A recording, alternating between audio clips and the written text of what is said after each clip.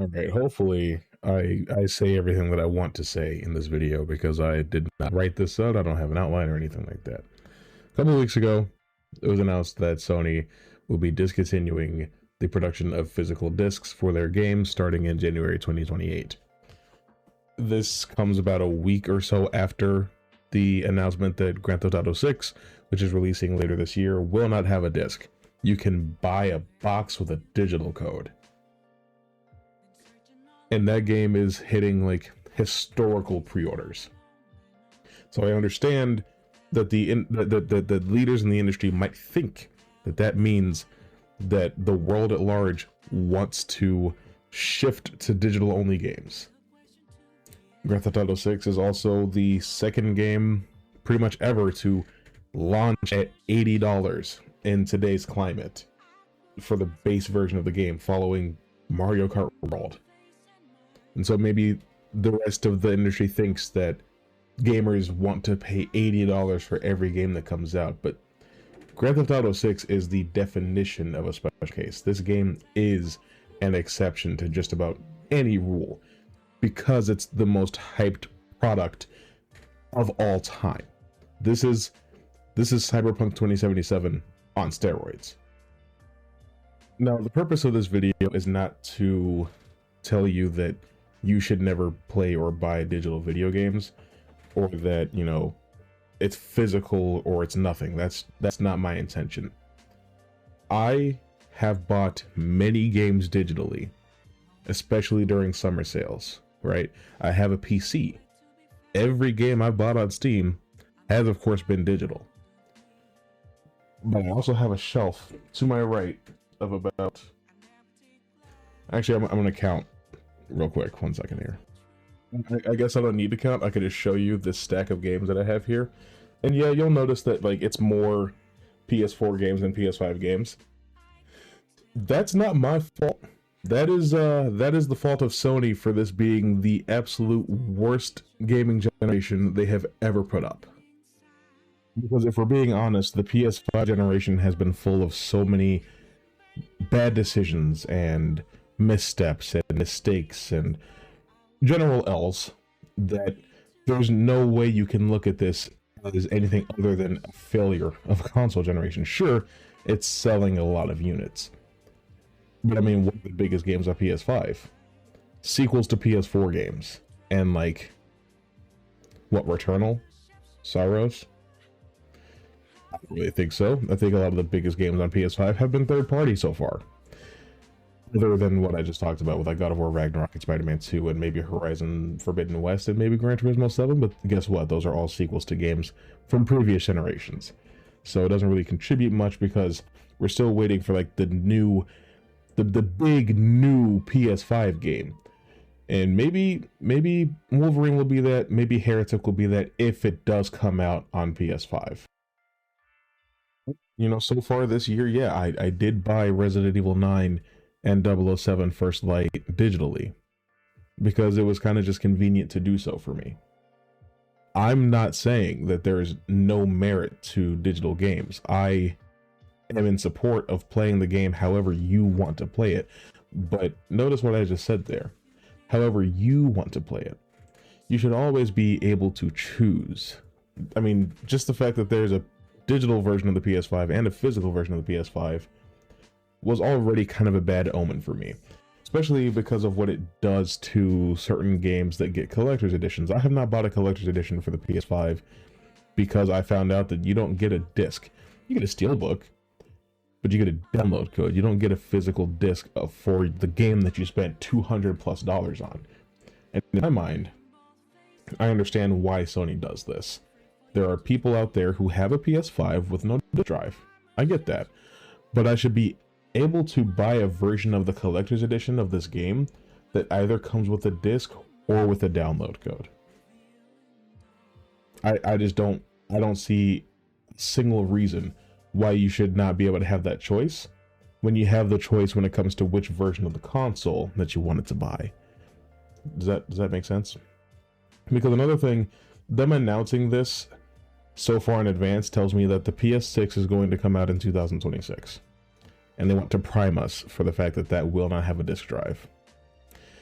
even if it weren't for that fact of it not having disk drive, I would think that PS6 coming out in 2028 is a nightmare scenario. If the Steam machine is any indication, and the fact that consoles continue to go up in price despite coming out in 2020, 6 years ago, the PS6 and whatever the Xbox Project Helix ends up actually being called will probably also cost quadruple digits. Insane. Insane. A $1,000 machine with no disk drive. That sounds like hell on earth. I can't imagine wanting to buy something like that. Especially when this current generation has done nothing to stand out versus the PS4, the PS3, and definitely not the PS2. And I want to talk about some of those older generations for just a little bit. The PlayStation from 1994 being such a smash hit is the reason disc gaming became standardized. Yeah, the Sega CD came out first. Yeah, the Philips CDI came out first. But the Sega CD was an add-on to a console people had to already own, and the CDI was like $700 in 1993 money. PlayStation, $299, right? And it broke barriers. It showed people what gaming really could be.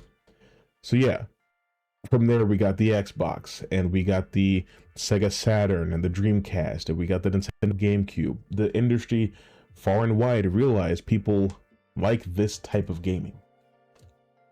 PS2 comes along, boom, DVD gets standardized.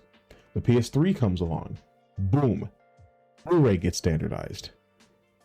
Sony has been right there defining what kind of optical media we use in the home since the 1990s.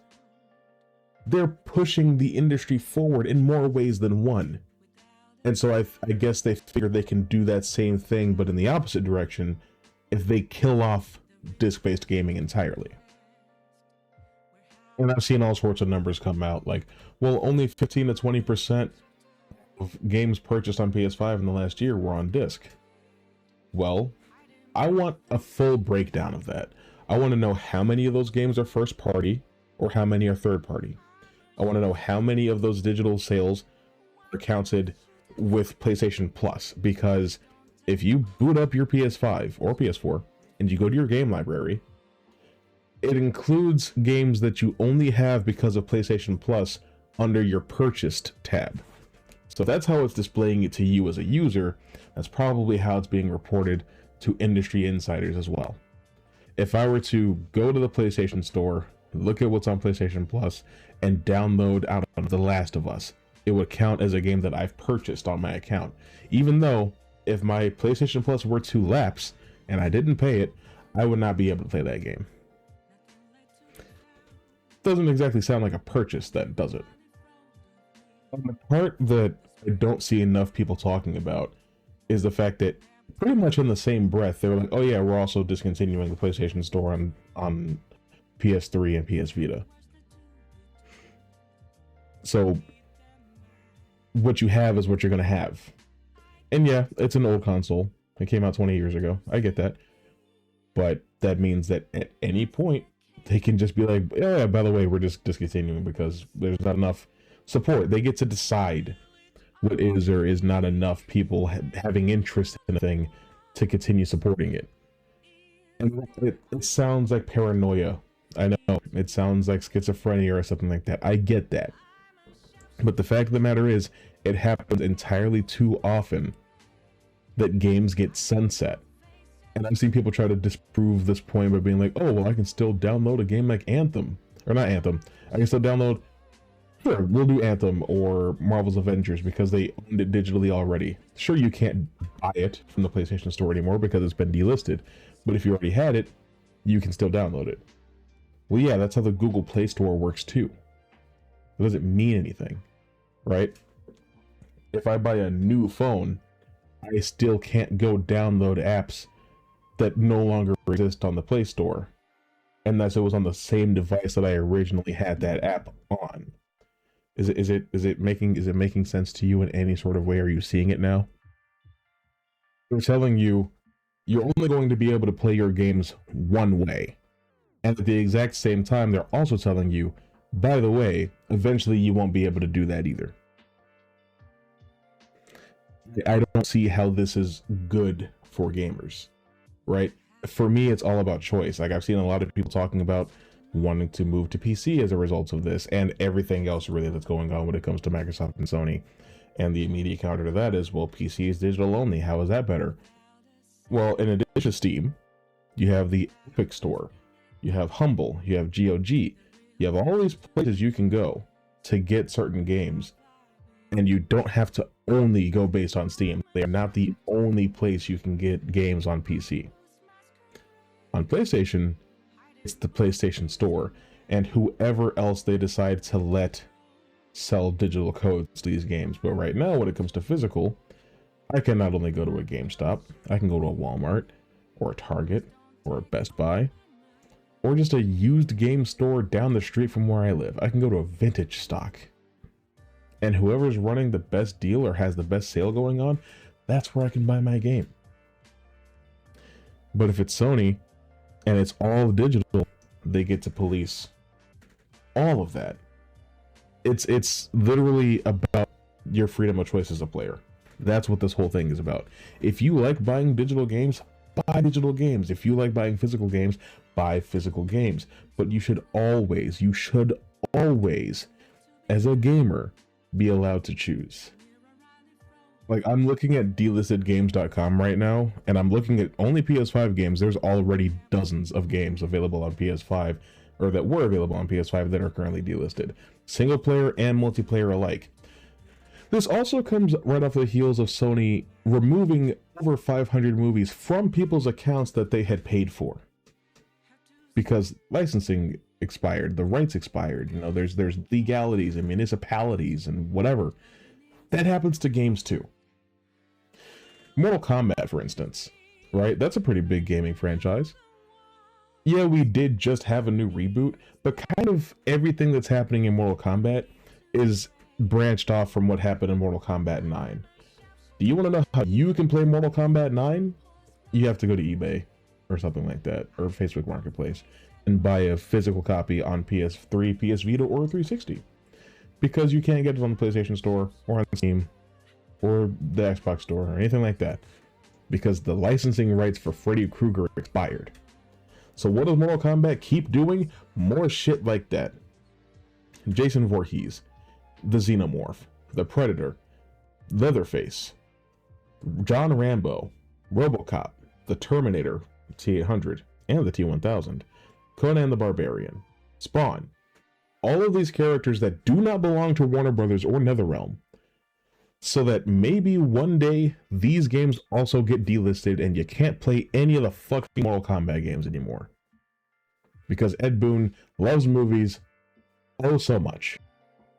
And for me, a lot of it is anecdotal because of, like, these are the games that I've played, these are the games that I'm aware of that I know have these problems. You might have a completely different set of experiences, but you also have a pretty long list of games that are unavailable for a similar reason as to what I'm about to talk about. Let's talk about Activision and how they used to make all the Marvel games and how they used to make all the Transformers games, and they don't do that anymore. So now you can't play those old Spider-Man games, you can't play Ultimate Alliance, you can't play X-Men Legends or X-Men Destiny if you wanted to do something like that for some reason. You can't play Deadpool, you can't play Transformers War for Cybertron, if that's what it's called. I actually can't remember. You can't play Rise of the Darkspark because Activision does not own the rights to these games anymore.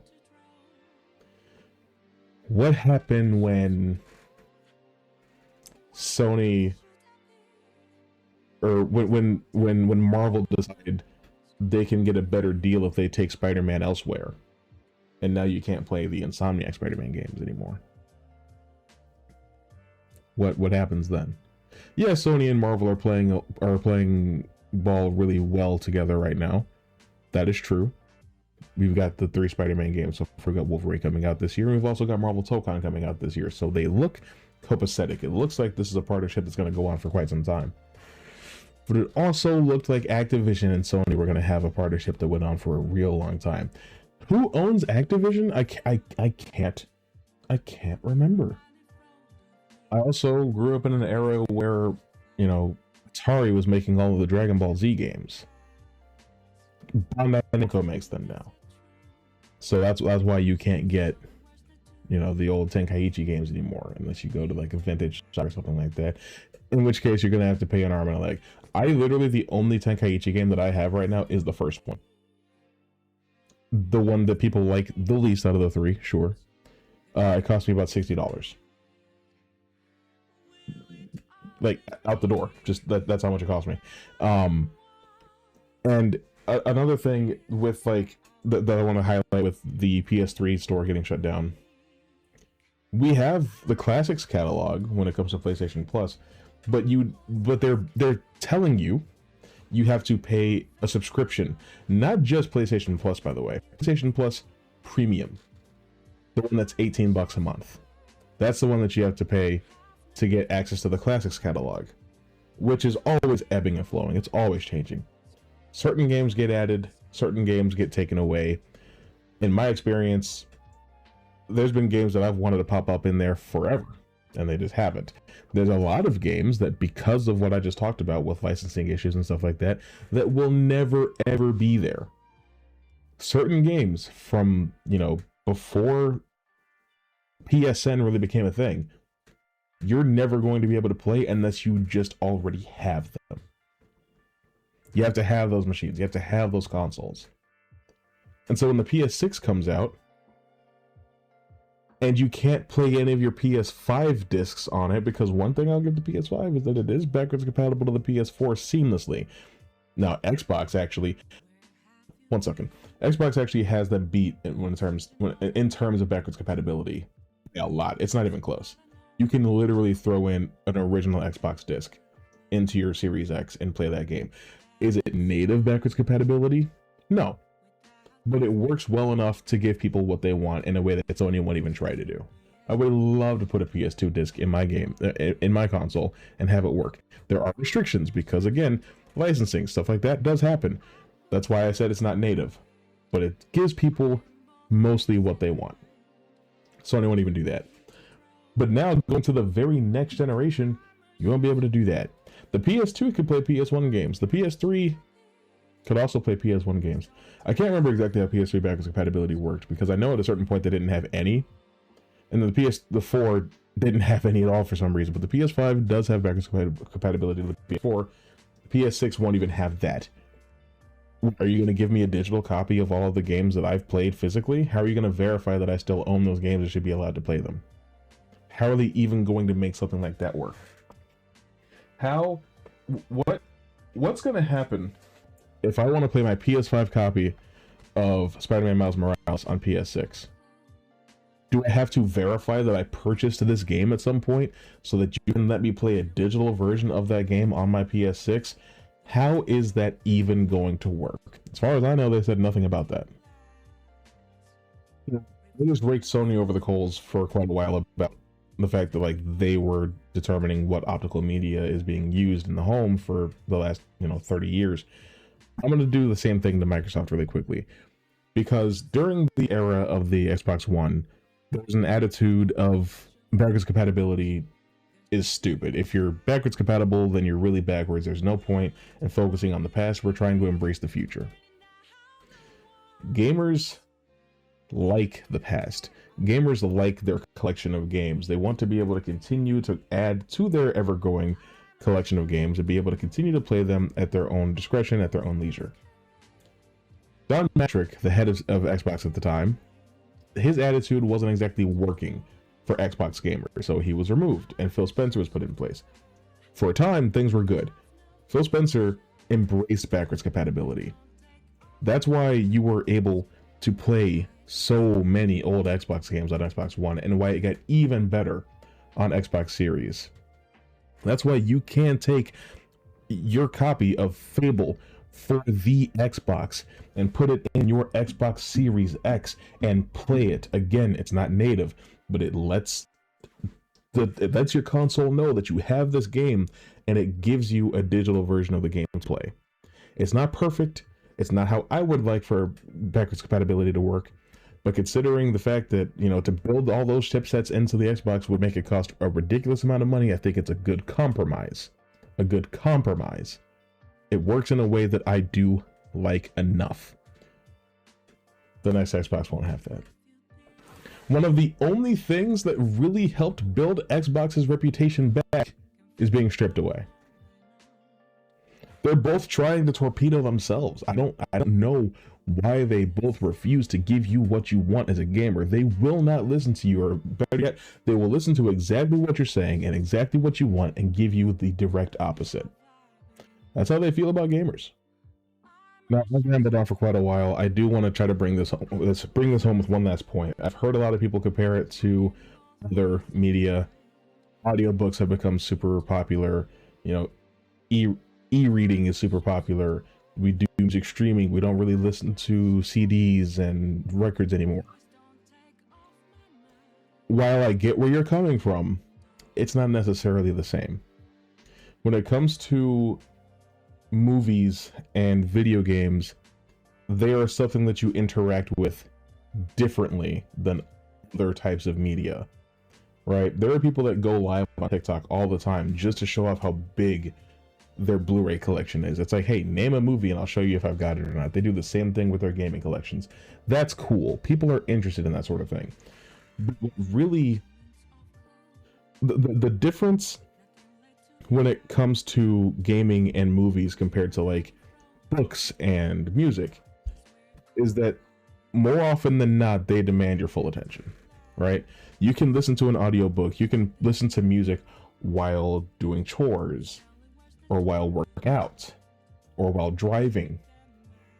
You cannot play a video game while driving. Remember when Pokemon Go came out? Yeah, you get that sort of situation. You cannot watch a movie while driving. You can watch a movie or play a video game while in the car, while on a plane, while on a train, while traveling, yes. But it's still probably going to be primarily the only thing you're doing. Right? It's not something that you can do passively, not something you can do while splitting your attention amongst other things. Yes, while you're playing a game, you can be on your phone. While you're watching a movie, you can be on your phone. It's kind of an epidemic right now. But it's not the same as just listening to an audiobook while you're washing the dishes. Are you getting where I'm coming from with that? Music kind of became something that people do listen to more on the go, and the Walkman came out, and you got the portable CD players. That's something that evolved in such a way that you don't necessarily need to have physical media on you. Now, if portable CD players in your pocket with some shitty headphones that you got from Target was still the move, I'd be okay with that. I like it. It's just, again, a matter of convenience, but you know what it also is? A matter of choice. You can still get CDs, you can still get records. People love collecting vinyl. If it just became a thing of like, you have to use Spotify or you have to use Apple Music, and that's your only option, people would buck back against that. But there is still so much variation, even when it comes to music streaming, right? Now, audiobooks are kind of headed towards them. I'm not well versed enough in that realm to really discuss that, but it's the matter of choice. It's always going to come down to the matter of choice. For me, I think that Sony is doing this because they don't want a profit share, right? If you go to GameStop and you buy a PS5 game at $69.99, almost all of that money goes to Sony. But then you trade it in at GameStop again, they put it back on the shelf for $64.99. The next person that buys that game, pretty much all of that money goes to Sony, or goes to GameStop rather. My apologies. And it's also a matter of like, well, if you're going to be shifting to strictly digital, then the games need to become cheaper because you're not paying for distribution, you're not paying for manufacturing, you're not paying vendors for anything like that. Why would the game still need to be $70 if it's only digital? Why does GTA 6 need to be $80 if it's only digital? Make that make sense, please. And then one last thing that I do want to mention. This is something that Mudahar pointed out. A lot of people are like, oh, the disc is only a key, or it's only a thing. The game's not actually on the disc. That's not necessarily true. It's a little bit more complicated than that. a lot of games will say that it needs an internet connection to install. That lets you know that most of the game is not on the disc. But a disc like, oh, let's say Hogwarts Legacy, right? Terrible example. Oh my god. Ghost of Yotei. Holy shit. Ghost of Yotei. You can just install this game offline and play it. You do not have to have your PS5 connected to the internet to download this game and play it. You know what that means? It means that the disc has the game on it. Yes, there are a lot of games that don't work that way. There are a lot of games where you do need internet connection to install the game, and that means that you do not actually download the game itself off of the disc. You're downloading it from a server. That is also a problem. But people want to like latch onto that and be like, oh, well then the discs are useless anyway. And yet you can also point to games like Overwatch or Anthem for those discs being useless. We don't all only play multiplayer games. You know what I mean? And you can look at some of the examples that I made earlier and be like, well, we don't all only play superhero games. I get that. I get that. It's all about choice. That's what I keep coming back to. It is all about choice. Yeah, all of that is to say that I have no interest in an all digital $1,000 console, so Sony can keep their PS6. And yeah, buy physical. If you care about this, buy physical. Not saying that you cannot also buy digital. I'm certainly going to continue to buy digital games if I catch them on a good sale, or if it just makes more sense to me to do it that way, because it's going to be a pain in the ass to try to get it shipped. Whatever the case may be, you don't necessarily need to justify buying a game digital. You can do it because you just want to. But I will always advocate for players having the choice to play the game how they want to play it. That's what I'm talking about today. And yeah, I guess you guys can let me know in the comments if you agree or disagree, and how vehemently so. And hopefully I won't have to ramble so long in the next video. See you later.